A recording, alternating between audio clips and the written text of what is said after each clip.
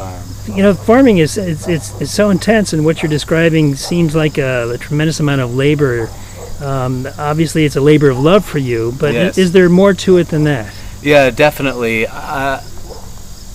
You would be crazy to do this unless you were impassioned about it. But so it is a labor of love. But there are a lot of other good reasons too.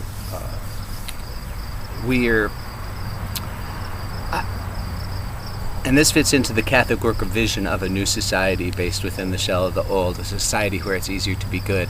Right now, profit and bottom lines dictate most of what business is, and acquisition and building up our savings accounts and our resources dictate most of our economic behavior. But it doesn't have to be that way. It could be functional rather than acquisitive. Functional, to grow food for people, for the local community.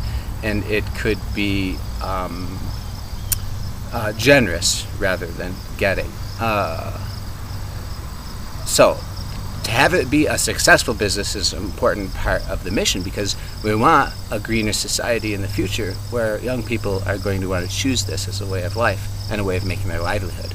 So it's sustainable. You want it to be sustainable as a business and also to be sustainable to the environment. That's right. And then thirdly, we want it to be sustainable to the human spirit.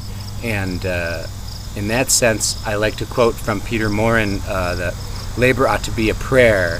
The religious life of the people and the economic life of the people ought to be one. That has been lost for many centuries in our culture, and it could be restored in something like farming or the crafts or small industry.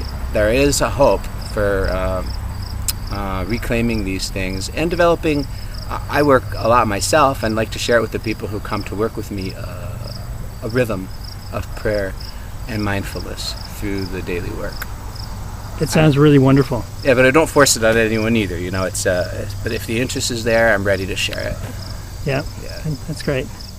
Okay, Chris, that's one of my favorite flowers. It's I believe it's an echinacea. Is that correct? Yeah, this is the echinacea that I had pointed out the leaves of earlier.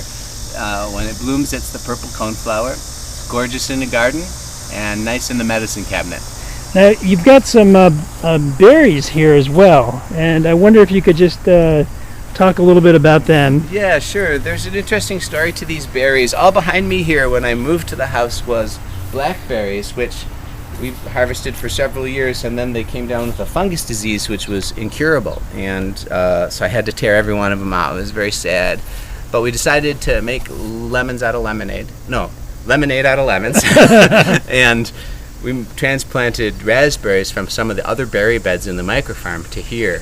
So on my far right, there's fall raspberries. In the middle bed, there are summer raspberries.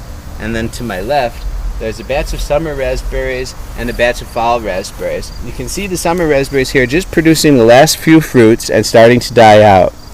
Now these canes will be cut out this autumn, and we will leave what they call the primo cane. The primo cane is the first year cane that's just busy growing and getting strong and not fruiting until its second year. So it doesn't have any berries on it at all? No berries, yeah. And that will have to overwinter and then come back with flowers next spring. Oh, that's a good tip. And then here's the exception. These are the fall berries. You can see them starting to ripen up here.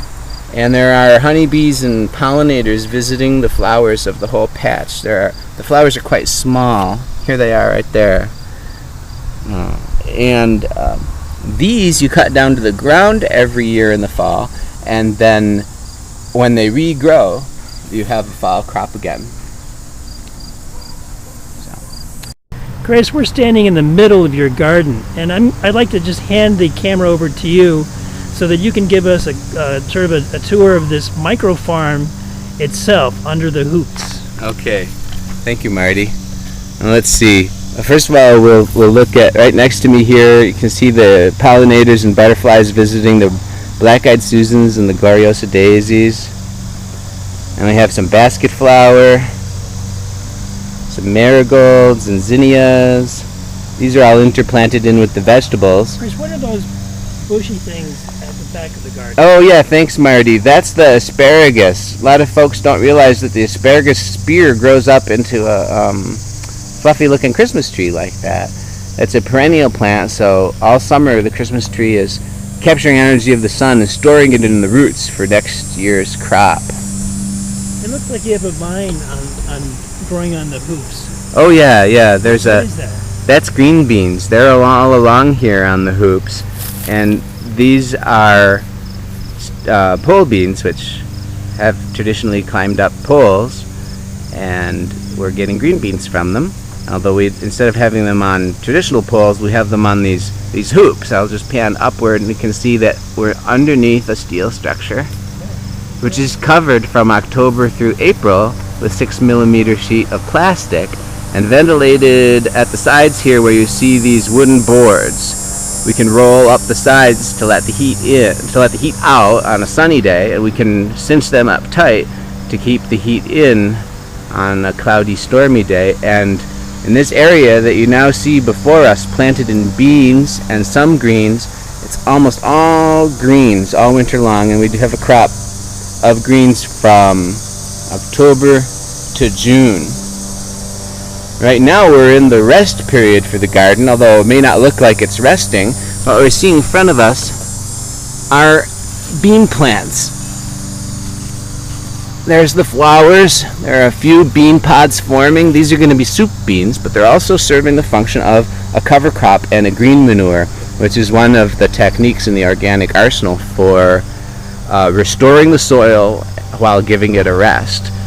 There's been diseases building up in the cabbage family and broccoli family plants in this garden because I've been gardening in it continuously since I first built the garden, with the winter gardens and then the spring gardens and then the summer gardens and then the fall gardens.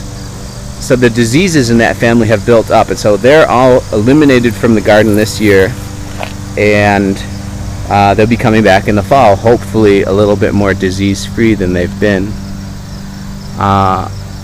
Here's at Marty's feet, you can see a little bit of the chard that's left from the winter greens that we're still picking. Is this the Swiss chard? Yeah, that's the Swiss chard. And to Marty's left, that red is beet greens. Oh no, the darker red is lettuce, and beyond that are beet greens, tucked in amidst the beans.